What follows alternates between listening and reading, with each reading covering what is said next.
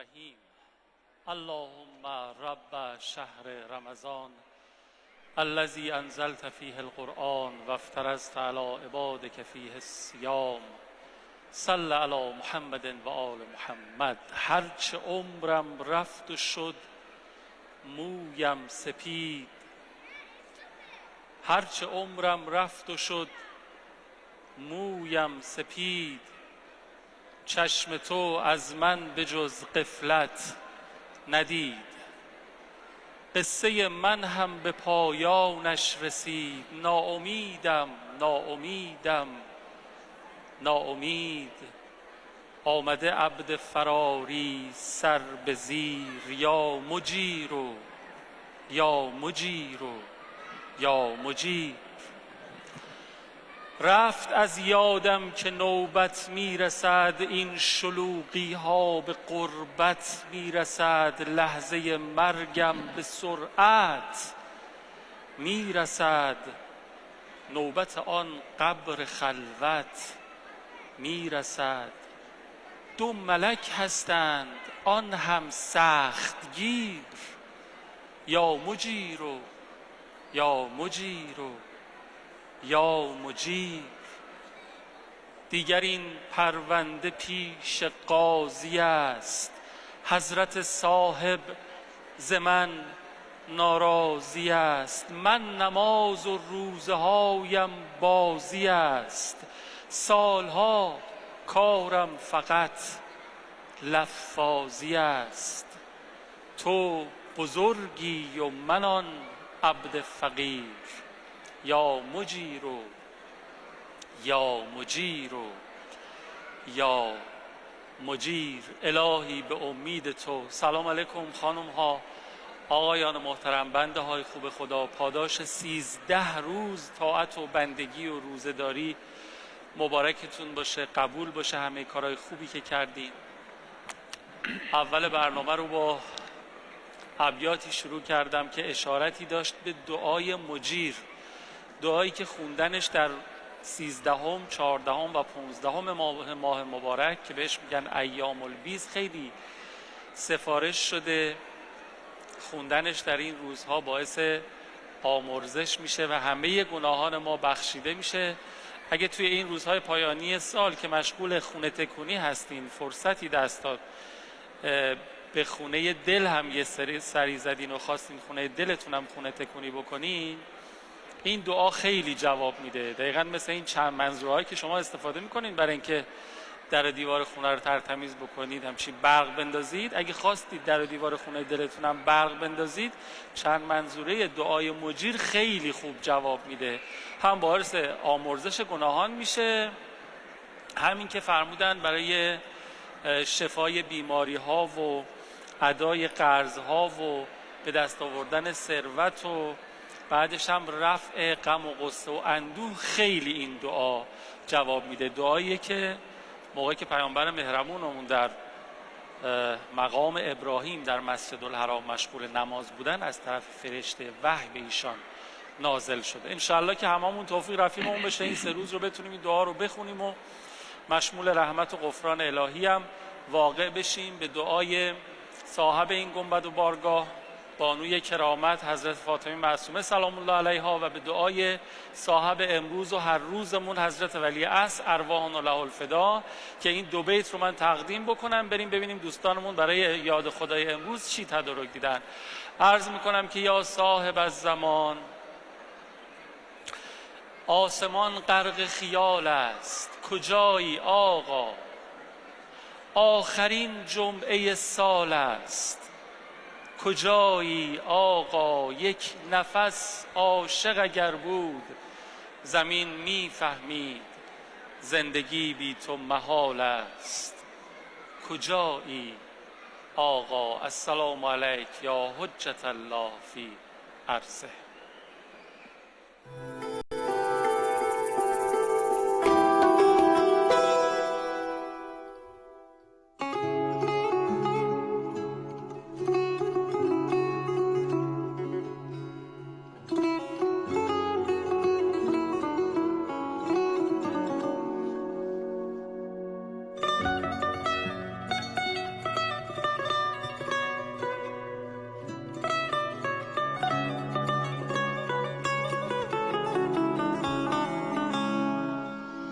چقدر در حرم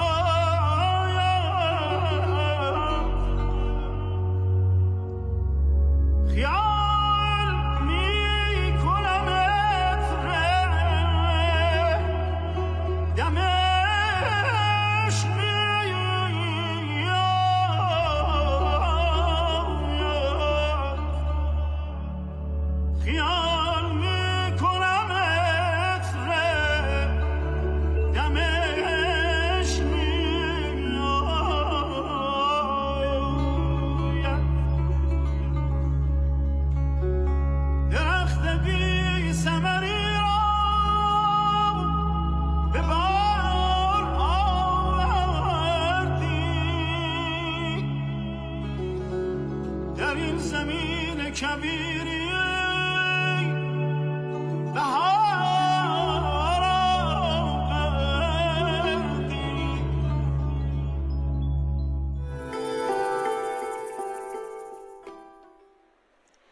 به به به به، اعجاز این ذریح که هموار بی حد است، اعجاز این ذریح که همواره بی حد است، چیزی شبیه پنجره فولاد مشهد است. چقدر دستای خالی که اومدن گره خوردن به این پنجره ها و به این ذریح مطهر و دست پر و حاجت روا برگشتن. چه لبهایی که بابوسه به این ذریح مطهر روزشون رو باز کردن مردم، مثل علامه طباطبایی رضوان الله تعالی علیه که این بوسیدن به ذریح و افطار کردنشون در ماه مبارک عاملی است که شهید مطهری عاشق و واله ایشون شدن. به روح مطهر هر دوشون و به آستان مقدسه و مطهره بیبی حضرت کریمه خانم فاطمه معصومه سلام الله علیها صلوات بلند بفرستیم. اللهم صل علی محمد و آل محمد و عجل فرجهم. الهی که خیلی زود شما هم دستتون برسه به این آستان مقدس به برکت نفس گرم آجای تراشون عزیز که قدم به چشم من گذاشتن. آقا سلام علیکم و رحمت الله، خیلی خوش آمدید، تاعت قبول بشه. سلام علیکم و رحمت الله. بسم الله الرحمن الرحیم و الحمدلله رب العالمین. درود میفرستم بر پیامبر مهربانی ها نبی مکرم اسلام و اهل بیت آن پیامبر بزرگوار. عرض ادب و احترام هم دارم به محضر ولی نعمتمان حضرت فاطمه معصومه سلام الله علیها. وقت بخیرم عرض میکنم، طاعات قبول، عبادات قبول، انشالله بهره معنوی خوبی رو تا به اینجا از این ماه پر از معنویت و برکت برده باشیم انشالله. خیلی ممنونم دوستان. اگر در اتاق صدای منو میشنون، این باند نزدیک منم رو به راه بکنن که من صدای حاجی ها رو بهتر دریافت بکنم، خیلی ازشون ممنون میشم. چی هدیه آوردین برای مردم تو این روز 13 جای تراشون عزیز؟ خواهش کنم. خب امروز روز جمعه بود، به تعبیر روز جمعه روز خانواده هم هست. اعضای خانواده در کنار همدیگه هستن. بالاخره اون کانون گرم خانواده در روزهای جمعه پر رونق‌تره. من اگر اجازه بفرمایید میخوام در این موضوع چند نکته‌ای رو محضر خانواده‌های بزرگوار عرض بکنم. ببینید، یک تعبیری رو رهبر معظم انقلاب دارن، میفرمایند جامعه به مثابه کندوی عسله، سلول های این کندو خانواده است. اگر این سلول ها سالم بماند کندو سالمه، اگر پرآسیب بشه کندو پرآسیب میشه، جامعه پرآسیب میشه. خانواده به عنوان یکی از مهمترین کانونهای بشری محسوب میشه. هرچی در اون انسجام بیشتری باشه، هرچی همگرایی و همدلی و آرامش بیشتری در محیط خانه باشه، شما با یک جامعه آرامتر مواجه میشید. حتی روابط بین همسران در تربیت فرزندان هم یک نقش بسیار مؤثر و معناداری داره. به نظرم چفت و بست خانواده هرچی محکمتر باشه، بله، خب طبیعیه که این از همگسیختگی در خانواده به لحاظ فرهنگی پیش نخواهد اومد دیگه. دقیقاً یعنی ما همینطوره. نگرانشیم. بله. فرزندانمون مخصوصاً این محکم اساس خانواده دوام و قوام پیدا کنه. دقیقاً همینطوره. حتی عرب‌های ضرب المثلی دارن، میگن پدر پیاز و مادر سیر میوه خوشبو بیرون نمیاد. احسن. یعنی ما تا این خانواده رو یک انسجامی بهش ندیم، نباید انتظار داشته باشیم که فرزندان ما هم اون گونه‌ای که میخواهیم تربیت بشن. ولذا این نظام خانواده یک نظام محوری است. اما چگونه این نظام محوری رو ما میتونیم به خوبی حفظش کنیم؟ یه بایدهایی داره، یک نبایدهایی داره، یه مقتضیاتی داره، یک موانعی وجود داره که اگر فرصت بشه به بخشی از اینها امروز میخوایم اشاره بکنیم. عوامل انسجام و همبستگی بین اعضای خانواده. ببینیم، برای اینکه خانواده منسجم بشه ما به دو توانمندی نیاز داریم. درست. یعنی ما زنها و شوهرها به دو توانمندی نیاز داریم، بعد این رو در خودمون تقویت کنیم. اولیش آشنایی با مهارت‌های زندگی، دومیش آشنایی با فرامهارت‌های زندگیه. درست. چون میدونین یک جایی جناب آقای قوامی عزیز مهارت‌ها دیگه جواب نمیده. یعنی شما همه مهارت‌ها رو میارین تو میدون، میبینید طرف مقابلتون پس میزنه این مهارت‌هایی هم که شما دارید. اینجاست که باید رو بیاریم یک جایی به فرامهارت‌ها، یعنی ما باید با فرامهارت‌ها هم آشنا باشیم. کنجکاو شدیم بدین فرامهارت‌ها. برخیش رو من نام میبرم. مثلا ببینید یکی از فرامهارت‌ها اون چیزی که در روایاتمون هم به ما میگن مدارا کردنه. شما میبینید طرف مقابل رو نمیتونین تغییرش بدید، میگه دیگه اینجا نه مدارا، اصلا المدارا نصف الایمان، اصلا نصف ایمان در مدارات، المدارا نصف العیش، اصلا نصف خوشی در مدارا کردنه. اینجا دیگه باید مدارا کن. یعنی لزوما دنبال این نباشه که فرد رو تغییر بدی، نمیدونم اصلاحش بکنیم. یه موقعی همین اخیراً یه آقای آمد به من گفتش که آجا یه اشاره هم تو برنامه اول کردم که زن من آجا آدم خوبیه ولی بی نظمه، هر کاری هم میکنم نمیتونم اینو نظم دارش کنم. مثلا تعبیری که برای ایشون به کار بردم، گفتن اصلا این بی نظمیش هم اشانتیونش، اصلا بهش بر نری خیلی انگولکش بکنید، بعد میبینی نمیتونی اصلاحش بکنی، این بی نظمیه کنارش بدخلقی میاد، لجبازی میاد، آخرش هم غر میکنه خونه میره. اینجا تو باید اون فرامهارت رو بلد باشی. یه جا آدم یاد بگیره واقعا با یه آدمی که نظمی که ایدئال من هست یا مطلوب من هست رو نداره، باید چطور کنارش زندگی بکنم. بعد می‌بینی هم او حالش خوب میشه، هم من حالم خوب میشه، هم حتی این ممکنه زمینه اصلاح بهتر اون فرد رو هم فراهم بیاره تا بری باش بجنگی، فاصلهاتون زیاد بشه و نتونی اون رو اصلاح بکن. یا مثلا یکی دیگه فرامهارت اصلا صبره. آدم یه جایی واقعا باید صبور باشه. ببینید من یه آب پاکی رو دست همه خانم‌ها و آقایون زوجهای بزرگوار بریزم. یعنی اینکه شما دنبال یک انسانی باشید که بر وفق مراد شما باشه، این شدنی نیست. یعنی همه چیز اونجوری باشه که شما میخواید، نمیشه پیدا کرد. واقعا هم گشتن پیدا نکردن. شما بریم میتونی یه فردی رو پیدا بکنید یا آقا من یه همسری دارم همه ویژگیاش بر اساس اون خواستهای من بوده، واقعا نمیشه. بالاخره یه نقصی یه جایی زاویه تفاوتی وجود داره. خب اینو ما باید با چی جبرانش بکنیم؟ یه جا هم واقعا با مهارت هم نمیشه حلش کرد. اینجا میگیم خب این صبر شما بیاد به میدان، ولی صبر از جنس فعال نه منفعل.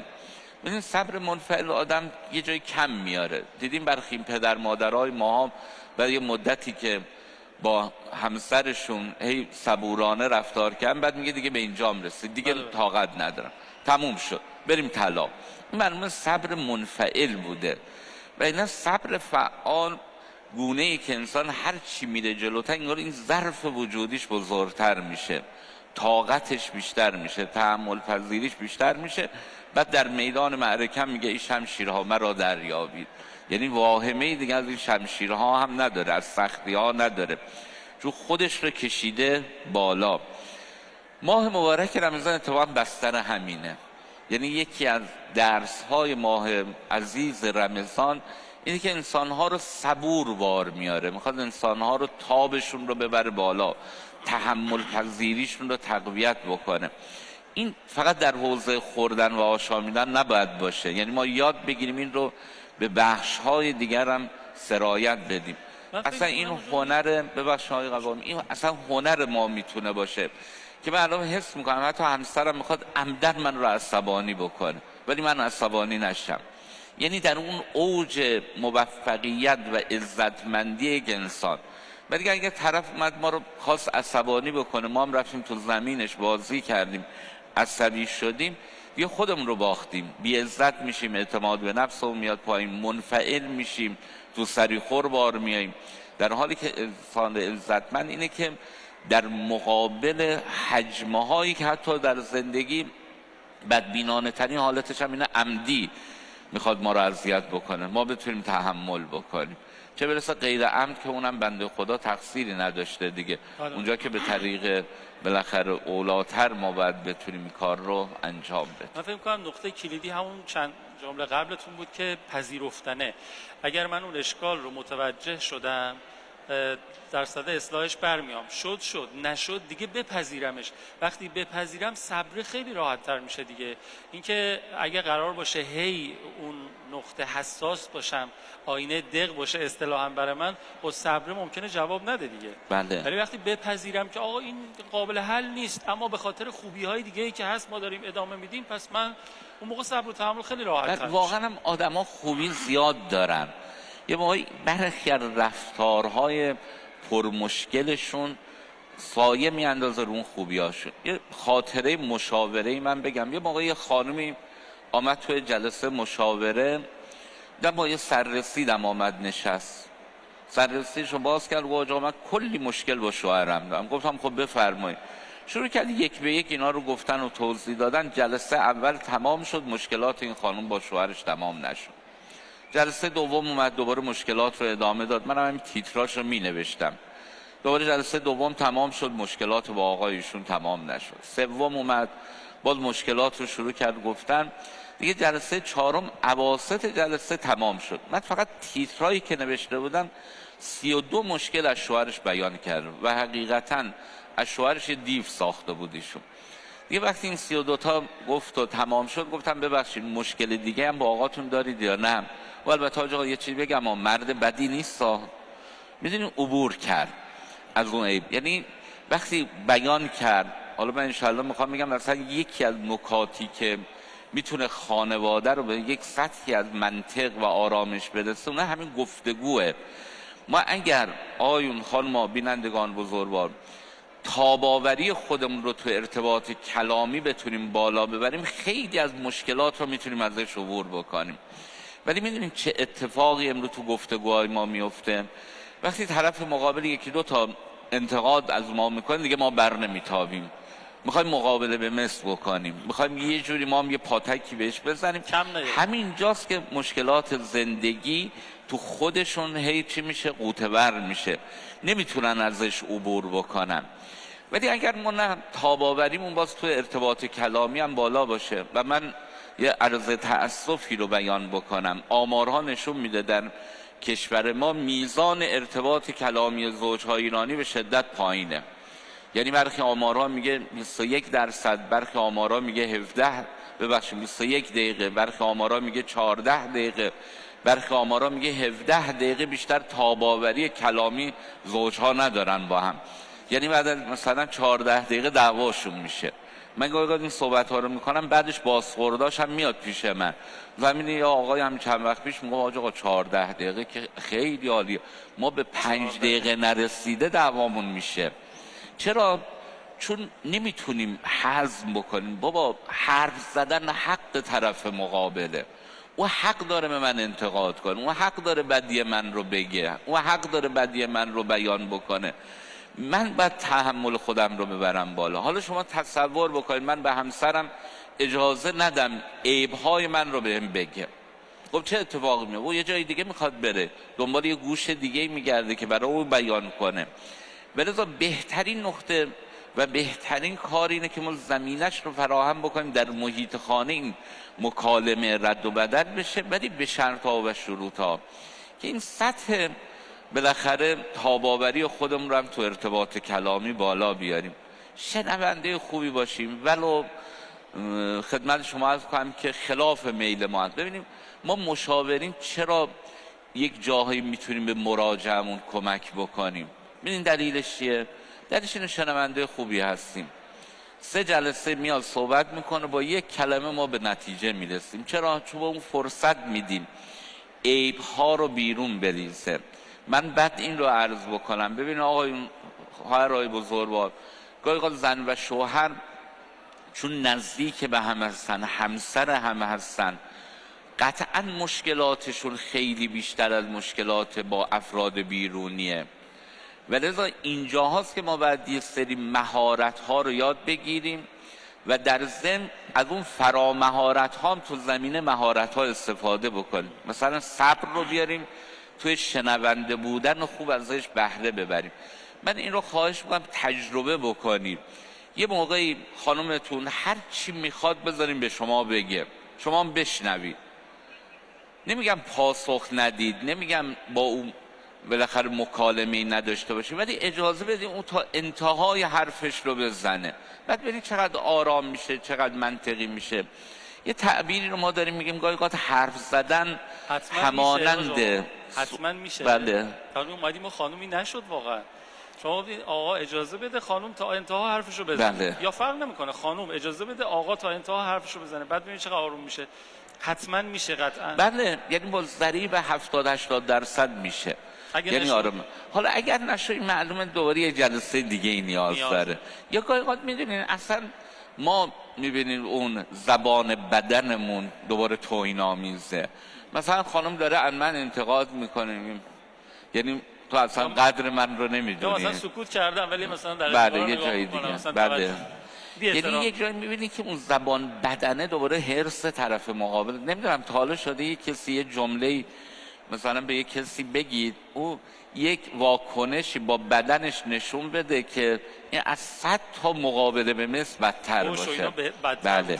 لذا من میگم اون همراهیه تو این شنیدن خیلی مهمه. این باید واقعا از عمق وجود آدم بخواد همراهی کنه دیگه، نه اینکه بخواد اداشو در بیاره، اون وقت تبعاتش بدتره. خیلی ممنون. اجازه میدین آقا یه فاصله بگیریم؟ ان شاءالله خدا به هممون کمک بکنه که توی مخصوصا این ماه عزیز، ماه خدا رمضان المبارک، به وسیله روزه و روزه‌داری تمرین صبر و حلم و بردباری رو بکنیم. به نظرم خیلی خوبه.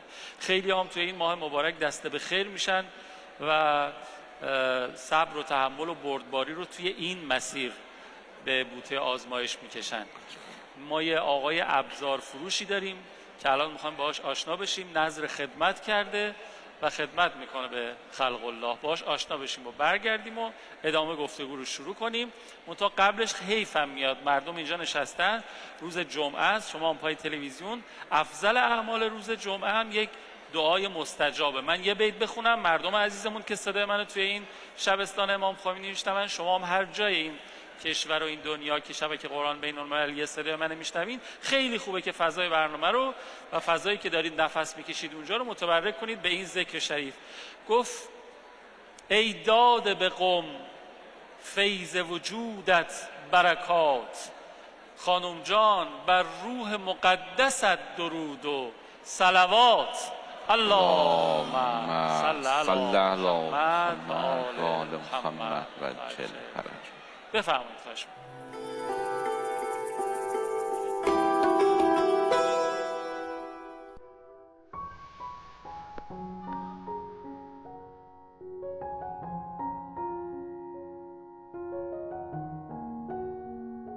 علی مهدی هستم، 32 ساله. یه 4 سالی من تو شغل ابزار بودم، کارگری کردم. 1 سالم تعمیرات لام داخل منزل کار کردم. 1 سال و نیمی هست الان برای خودم مغازه زدم. تمام تلاشم اینه که تمام اجناس رو جور کنم که ناقص نباشه، که مشتری میاد تو مغازه دست خالی بیرون نره.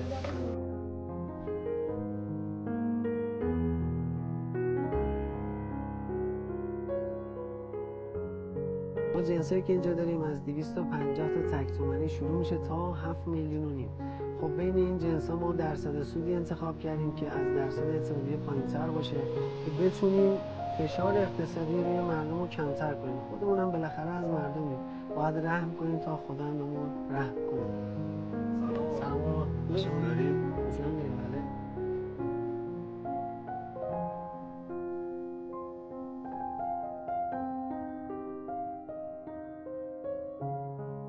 یه سری ابزار هم گذاشتیم اینجا رایگان برای مردم به نظر حضرت معصومه حضور آقای امام زمان که این یه سری ابزارا خیلی به کار مردم نمیاد، شاید یک بار یا دو بار در سال به کارشون میاد. اینا رو ما رایگان میدیم که کارشون راه بیفته، مثل این گیفتی 7 کیلویی که الان میخوام بدم به خدمت آقا.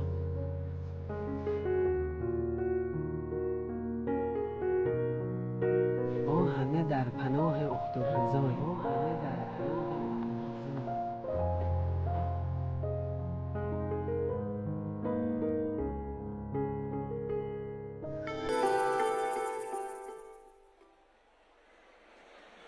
خب انشالله که در خونه حضرت کریمه ایشان مأجور باشند و همه کسانی که خدمت میکنن به مردم و زائرین آل الله علیهم صلوات الله. من اول برنامه فراموش کردم که در واقع برنده قرعه کشی دیروزمون رو که عبارت یا معصومه سلام الله علیها رو ارسال کردن به 301122 خدمتتون معرفی بکنم. حقیقتش یکی از دلایلم این بود که داشتم تا حالا تمرین می‌کردم اسمشون اشتباه نگم. آقای از قم هستن، البته که از کشور آذربایجان اومدن، قم دارن زندگی میکنن و مجاور حضرت کریمه شدن، خوش به سعادتشون. اسمشون آقای ویلیام پدیوف هست، آقای ویلیام پدیوف. فکر میکنم درست اسمشون رو تلفظ کردم. بهشون تبریک میگم. یک پرچم متبرک از آستان حضرت کریمه رو خدمتشون تقدیم میکنیم با افتخار.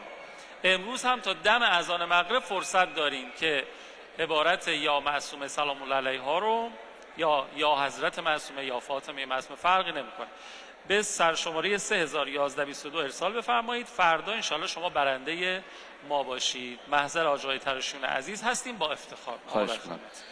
بله همونطوری که اشاره کردیم خب نظام خانواده واقعا هم یکی از نظامات پیچیده است که ماها باید یه مقدار این سطح آگاهی و توانمندی های خودمون رو درش بالا ببریم. اما یه بخش دومی هم وجود داره که در محیط خانه مشکلاتی شکل میگیره و اون عوامل مزاحم در خانواده است. من اگر اجازه بفرمایید برخی از این عوامل مزاحم رو بگم، اگر اینا رو هم رفع بکنیم دوباره سطح خانواده ارتقا پیدا میکنه. یکی از عوامل مزاحم رسانه هاست. ببینیم تلفن همراه، تلویزیون، اینها واقعا طبعشون سرده. یعنی وقتی اعضای خانواده زیاد از اینا استفاده بکنن روابط بین همسران به سردی میگرایه. لذا بعد اینو حتما مدیریت کرد، خصوصا جاهایی که همه اعضای خانواده دور هم دیگه هستن. ببینید سعی بکنیم که این عوامل مزاحم رو یک کم رنگ ترش بکنیم. آقا توش برنامه‌ای که تب گرم باشه پیدا نمیشه بسازه بهمون. ببینید ممکنه برای فرد اثرگذار باشه ولی این واقعا خانواده رو به سردی میبره. مثلا ما داریم مثلا خانم میگه مواقعی میخوام با آقامون صحبت بکنم، تا میام صحبت بکنم میگه بذار ببینم این خبر مهمه ببینم یعنی چیه. حواسا همش اون بره. بله. اگر مدیریت شده باشه چی؟ مدیریتش اشکال نداره، اونو که عرض کردم طبعش متعادل میشه. بله. و میدونید وقتی میگیم مدیریت به دو نکته باید تو مدیریت رسانه توجه کنیم. یکی زمانهای استفاده است، یکی میزان استفاده. مثلا لازم نیست آقا مثلا همه بخشای خبری رو ببینه، میگه چقدر خبراش با هم دیگه تفاوت میکنه در یک روز. میبینه مثلا آقا خبر 20 رو میبینه، 23 رو میبینه، 21 رو میبینه، 22 رو میبینه، 22 30 رو میبینه، همینجوری داره خبر تکرار. بچه هم نگاه میکنیم 80-90% خبرها مشترکه. خب این سهم خبر رو مدیریت بکنیم در زندگیمون. یا مثلا یه سریالی رو میبینیم، اشکال نداره اعضای خانواده دور هم دیگه، ولی نه اینکه دائم از این کانال به اون کانال بریم بیاییم. بالاخره یه برنامه باب تب پیدا میشه، بعد ببینیم 4-5 ساعت از زمان عصر تا شب تو خونه هستیم، همش پای تلویزیون بودیم. سهم بچه‌مون چی؟ سهم همسرمون چی؟ آخه الان این همه سریال‌های قشنگ گذاشته، ذهن زیبا و اون کی چی بود؟ شبکه 3 بدل بود. اینا کلی هزینه کردن که ما اینا رو ببینیم، ما نبینیم که نمیشه. ببینیم خب اونا برای بیننده‌هاش هست. بالاخره کاسبای در مغازه همه تلویزیون سینه دیواراشون از اونجا میبینن. خدمت شما عرض کنم جای دیگه تو فرودگاه ها نمیدونم جای دیگه هم هست میبینن. ولی خانواده مدیریت کنن. یعنی نذاریم یک مرتبه به خودمون بیاریم. حالا یه چیزی اگه همه علاقه‌مند باشن، پدر، مادر، دختر، پسر، بازم سریال با هم بشینن ببینن، یه دونه اشکال نداره. با همه رو بله. بعضیا رج میزنن دونه دونه، این تموم شد بزنید. بله. بعد میدونین اینجا اتفاقی که میفته اینه، بعد میبینیم ما سهم حضورم کنار همدیگه کمه. میگم گر در یمنی و با منی پیش منی، گر پیش منی و بی منی در یمنی. هستیم ولی نیستیم کنارم. بعد شما امروز میبینید یه آقایی به پدر میگه آخرین باری که با پسر یا دختر نوجوان 1 رو 20 دقیقه صحبت کردی کی بوده؟ یادش نمیاد. هر دفعه ما اون رو دیدیم او کلش تو گوشی، او هم هر وقت ما رو دید سرمون تو تلویزیون.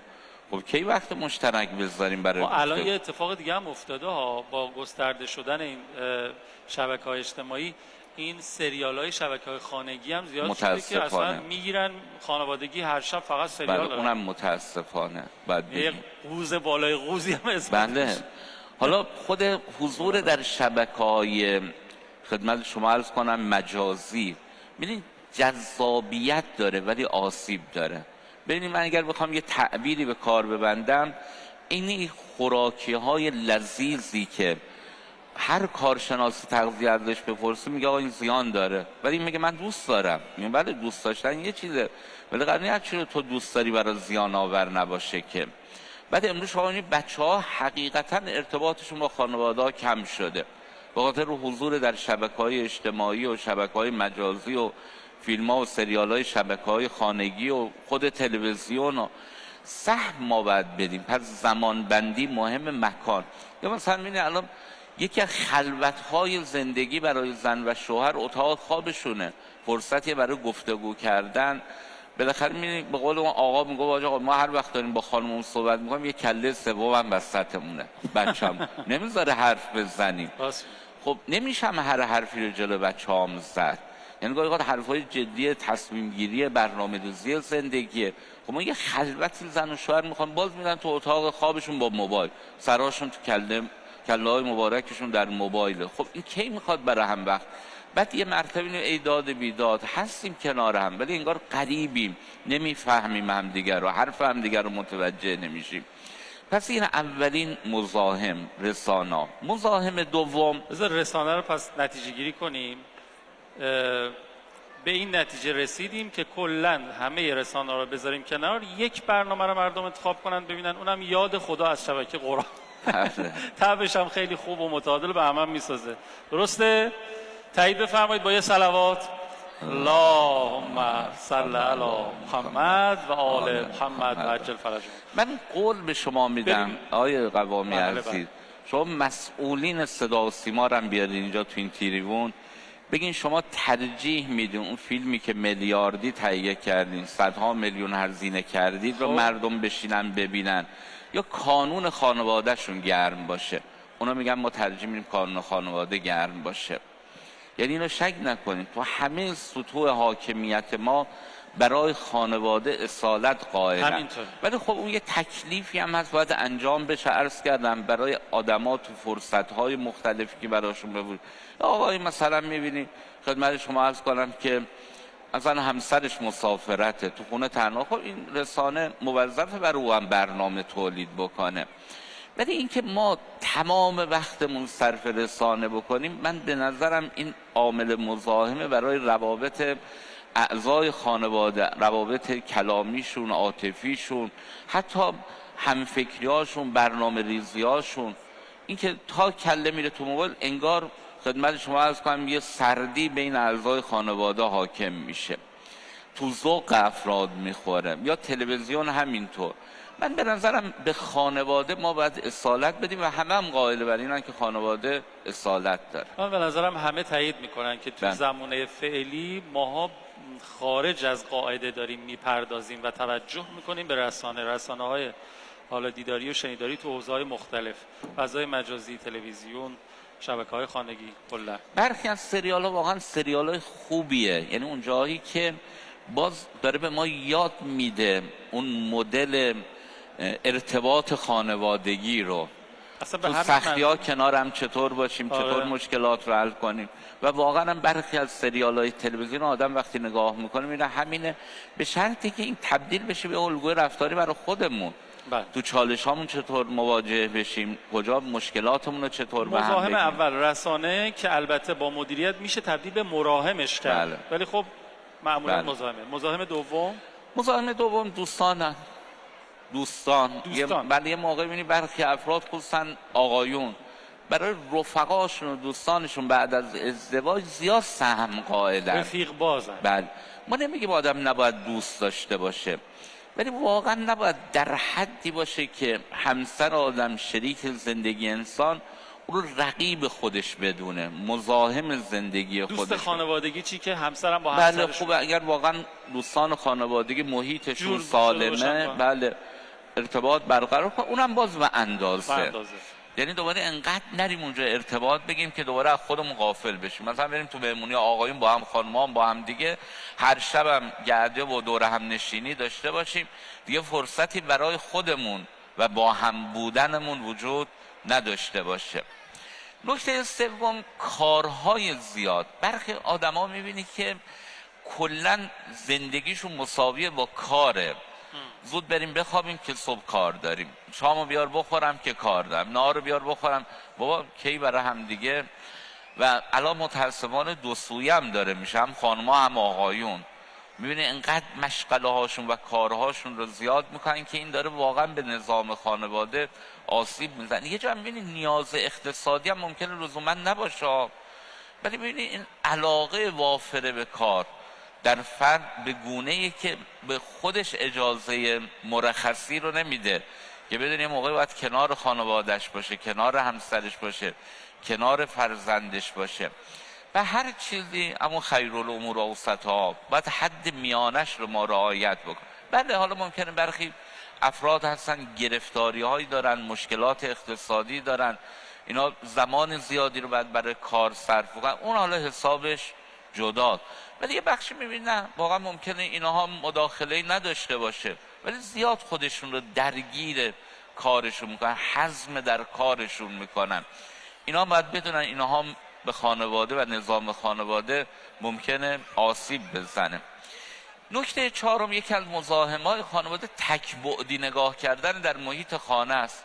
مثلا یه خانم می‌بینی خیلی بچه‌ایه، ما الان تو خیلی گاهی اوقات آقایون میان گلگی میکنن، میگه آقا مثلا خانم من اصلا برای من ترم خورده میکنه، همه زندگیش بچه. بله اصلا برای من. یه موقعی ما در همین حرم صحبت میکنیم، بعد جلسه آقای آمد پیش من، خیلی عجولانه آقا سوال منو جواب بدی. گفتم حالا این آقایون و خانم‌ها جلوتر اومدن در خدمت شما، گفت نه آقا من الان دیر برسم خونه شامم خوردن، برام شام نگه نمیدارن.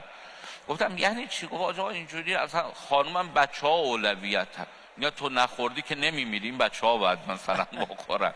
من میگم اینم خوب نیست. یا برخی خانم‌ها میدی خیلی شوهری ان دیگه، به بچه‌ها توجه نمیکنن، بچه گله منده، میگه مامان اصلا بر من وقت نمیذاره، بابا که میاد تو خونه دیگه اینا خدمت دائم با همن، مثلا بشینن با هم حرف بزنن، صحبت بکنن. ما بگیم اینجا نه، برای همه اعضای خانواده ما باید سهم قائل بشیم. یعنی یک مرتبه یه بخش از زندگی یک فردی رو در زندگی خیلی پررنگ نکنه. یا مثلا پدر خیلی دختر دوسته، به پسرها توجه نمیکنه، یا خیلی پسر دوسته، به دخترها توجه. اینا عوامل مزاحمه و قطعا به نظام خانواده اینها هم چیکار میکنه؟ آسیب‌های جدی رو میرسونه. یه نکته دیگه هم که به نظر من آخریش باشه، بله چشم، اینو خیلی کوتاه عرض میکنم. یکی دیگه از عوامل مزاحم اینه که من به برخی از کارهای خدمت ممکنه حتی علمی باشه زیاد توجه میکنم. خدا رحمت بکنه مرحوم حضرت امام یه تعبیر رو به ما طلبه ها داشتن. نه شما خب وقت عمدتون رو میذارین بیرون، درس، بحث، مباحثه، میایین خونه دیگه برای خانومتون باشید، وقت برای اونا بذارید، نه اینکه بیرون درس و بحث و مباحثه یه چند ساعتی هم که تو خونه این دوباره همه سراتون تو کتابا. زن و بچه حق دارن، ما باید یه حق گفتگو و ارتباط رو براشون قائل باشیم. یا مثلا خانوم، من حالا این بدآموزی هم داره ولی جسارتا بگم، یا آقای میگه آقای تراش من یه موقعی دیدم خوابم خیلی زیاد شده، خب اصلا غیر طبیعی، دیگه پیگیری درمانی کردم، دوغ زیاد نمیخورد؟ نه میگه بعد متوجه شدم تو آزمایشات نشون میده که من یه دوزای از دارو خواب آور مصرف میکنم، دیدم من اصلا نمیخورم.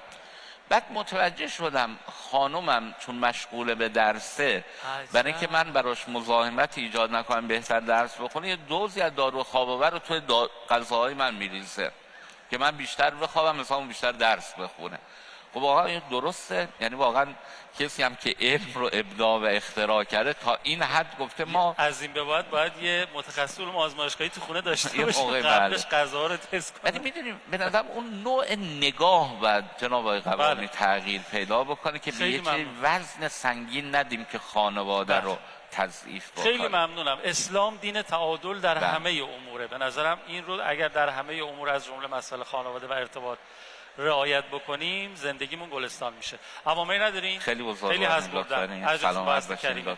خیلی ممنونم از زائران گرانقدر که دل دادن به برنامه خودشون یاد خدا. خیلی خیلی از شما ممنونم که با چشمای مهربونتون همراهی کردین. امیدوارم برنامه‌مون به دلتون نشسته باشه، به چشمتون اومده باشه.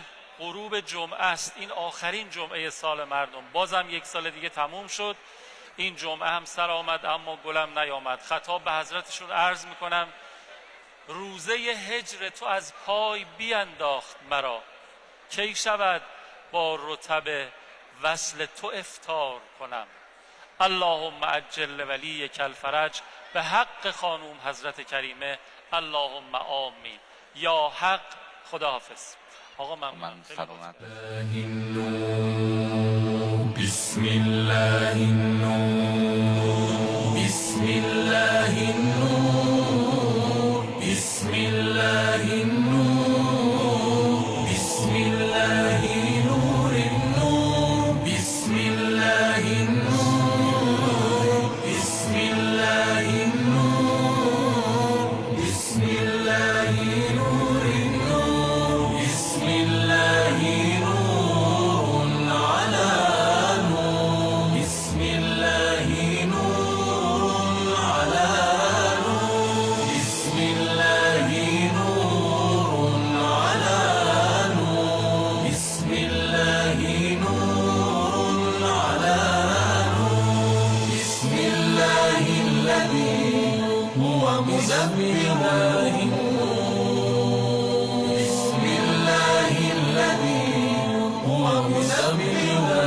النور، الحمد لله الذي خلق النور من النور، الحمد لله الذي خلق النور من النور، وأنزل النور على الطور، وأنزل النور على الطور، في كتاب مسطور في رق منشور، في كتاب مسطور في رق منشور، بقدر مقدور على نبي محبوب. الحمد لله الذي هو بالعز مذكور، الحمد لله الذي هو بالعز مذكور، بالفخر مشهور وبالفخر مشهور، الحمد لله الذي هو بالعز مذكور، الحمد لله الذي هو بالعز مذكور، بالفخر مشهور. أعوذ بالله من الشيطان الرجيم.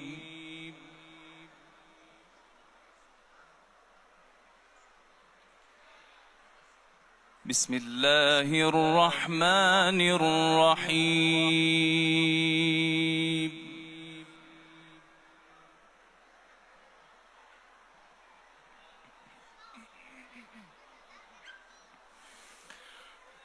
وإذ قال موسى لقومه اذكروا نعمة الله عليكم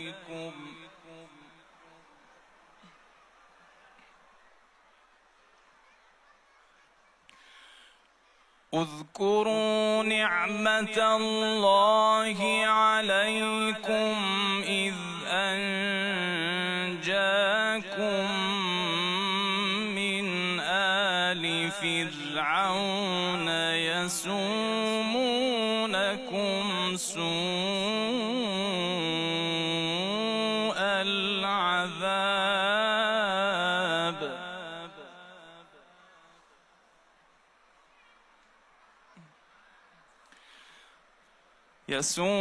يسومونكم سوء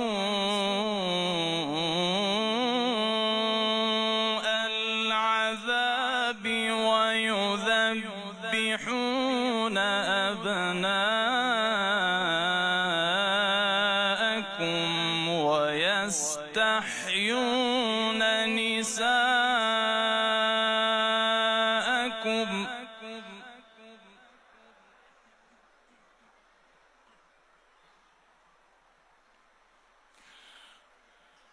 وفي ذلكم بلاء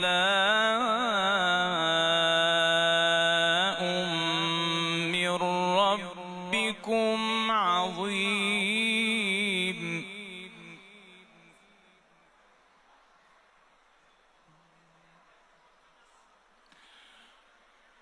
وإذ تأذن ربكم لئن شكرتم لأزيدنكم ولئن كفرتم إن عذابي لشديد.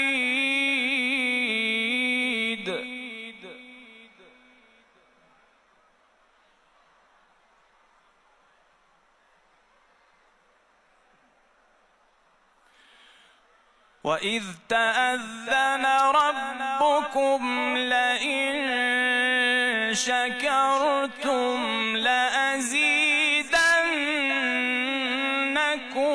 ولئن كفرتم إن عذابي لشديد.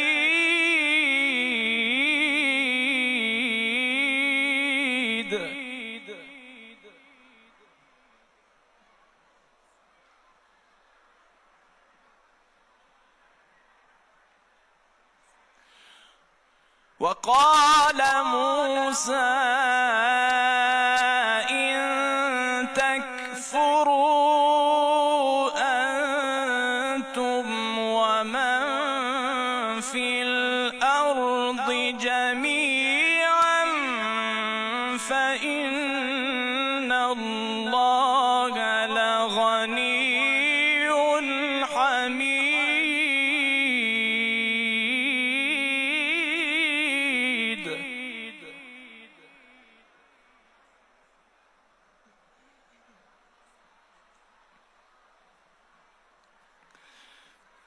بسم الله الرحمن الرحيم.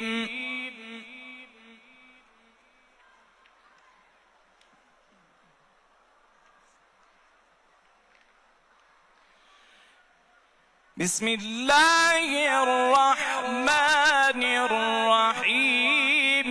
إذا جاء نصر الله والفتح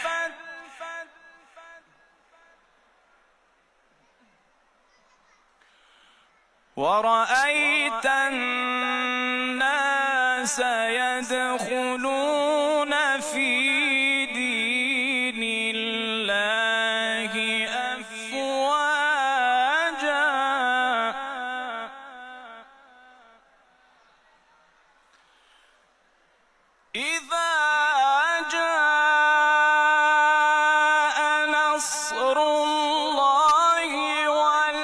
الفتح ورأيت الناس يدخلون في دين الله أفواجا